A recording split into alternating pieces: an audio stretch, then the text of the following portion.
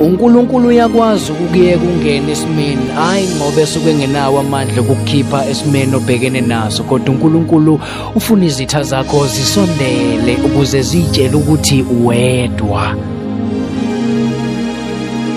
Bese kufika la khona beyitshela ukuthi kuphelile ngawe, bese yavela uNkulunkulu akulwele.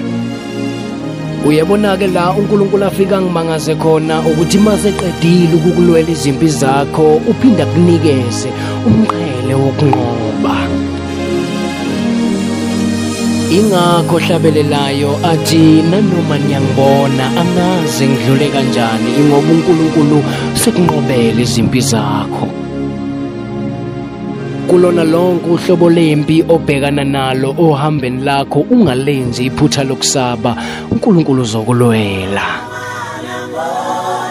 Angazi uphila kanjani,